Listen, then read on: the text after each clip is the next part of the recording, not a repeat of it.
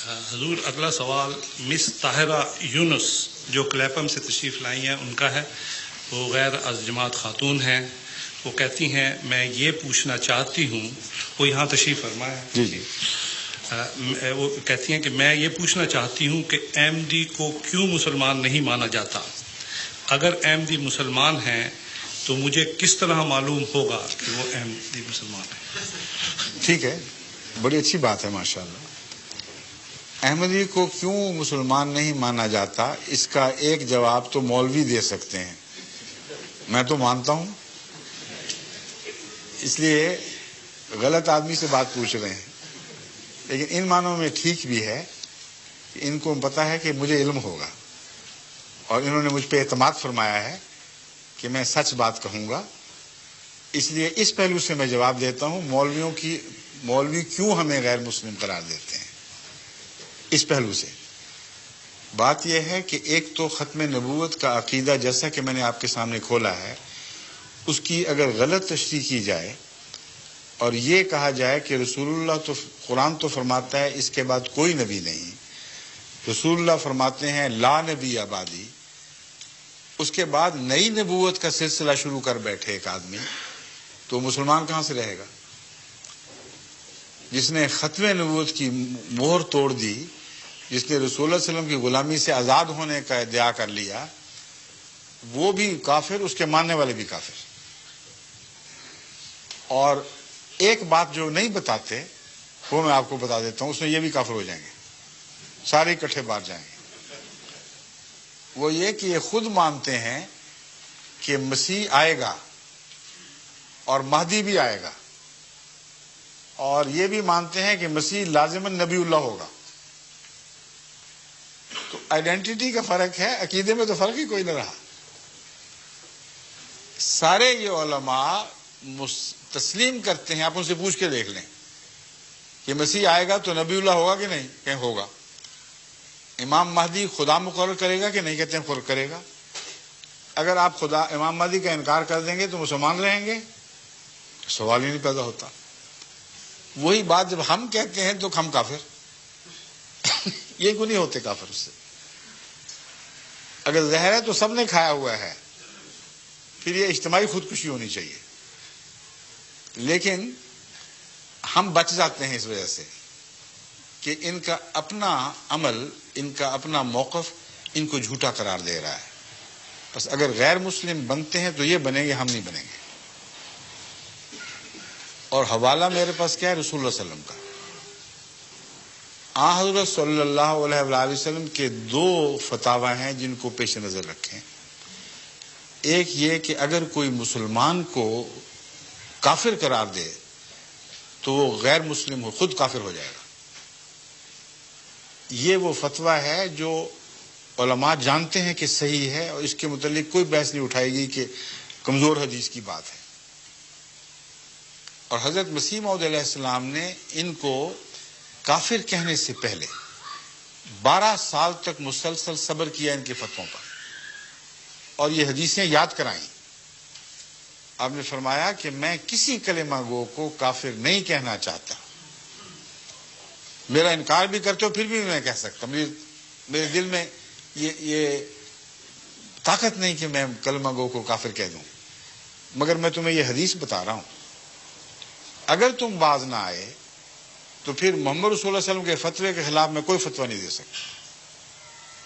اور وارننگ کے بعد 12 سال کے صبر کے بعد گالیاں کھا کر کافر دجال کہلا کر جب وہ باز نہیں آئے تو پھر آپ نے یہ فتویٰ دیا.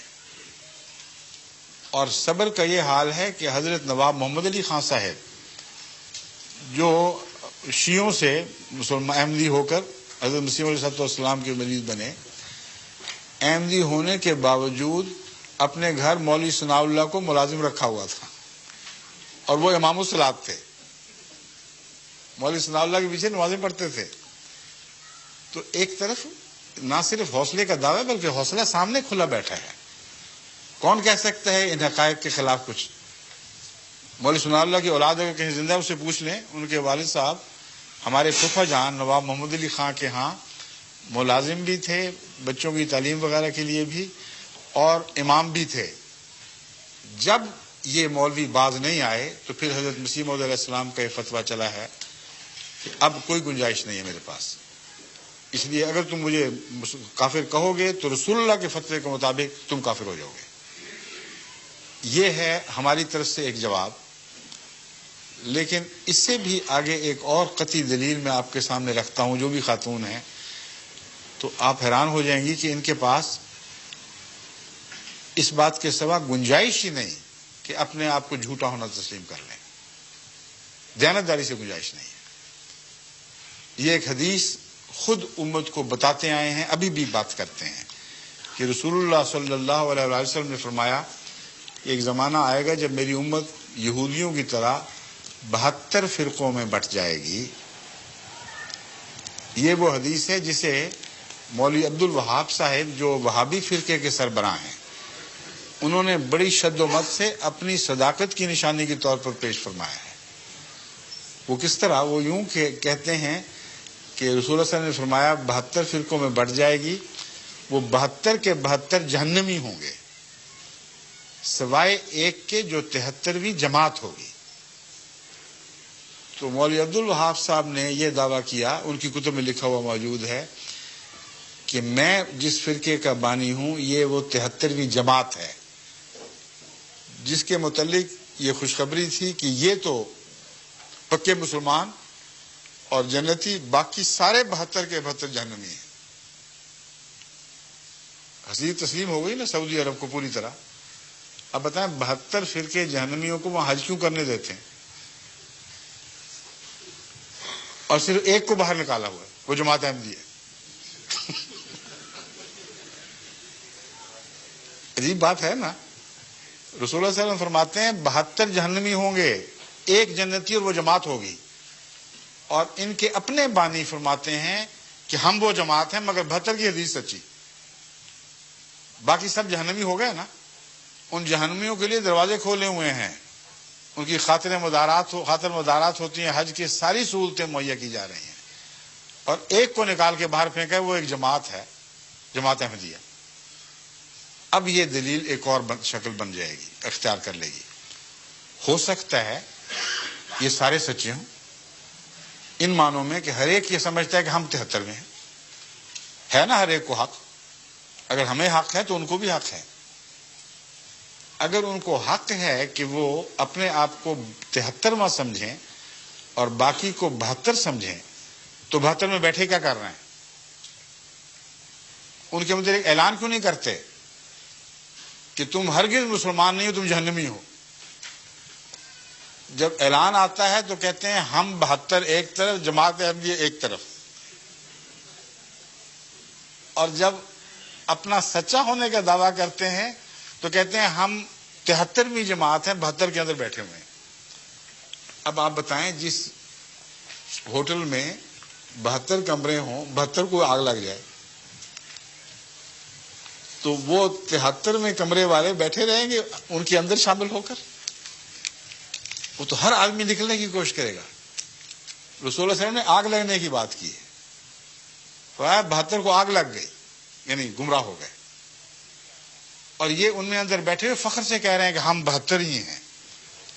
تو ان کا ایک دوسرے کے خلاف جماعت احمدیہ کے مقابل پر اجتماع ان کے 72 ہونے پر سواد کر رہا ہے، اور جب 72 کا حصہ ہیں تو فتویٰ رسول اللہ صلی اللہ علیہ وسلم کا چلے گا، ان کا دعویٰ کوئی کام نہیں آئے گا۔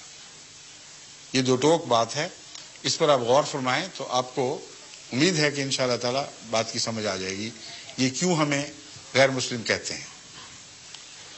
اسی میں ان کے جھوٹے ہونے کی دلیل، آپس میں ایک دوسرے کو کیوں نہیں کہتے غیر مسلم؟ جب آپ 73 ہونے کا دعویٰ کر رہے ہیں، جن کو رسول اللہ صلی اللہ علیہ وسلم نے جہنمی کہہ دیا، غیر مسلم اور کیا ہوتا ہے؟ وہ کیوں نہیں کہتے؟ وہاں ان کی آوازیں کوئی دب جاتی ہیں، بزدل ہیں، تقویٰ نہیں ہے، سیاست کرتے ہیں، اس کے سوا کوئی مقصد نہیں۔ شیعوں کے اوپر دیکھیں کیسے کیسے فتوے ہیں جو سنیوں نے لگائے ہیں، شیعوں کے جوابی فتوے بھی بڑے سخت ہیں، مگر وہاں حج میں ان پر کوئی اعتراض نہیں۔ وہابی فرقہ توحید کے نام پر اٹھا تھا، اور سارے مزار جو ان کی عزت کی جاتی ان کو مٹا دیا گیا تھا، تمام احترام کی نشانیاں دور کر دی گئیں، لیکن بریلوی وہاں لاکھوں کی تعداد میں آتے ہیں جو داتا دربار کے سامنے بھی سجدے کرتے ہیں.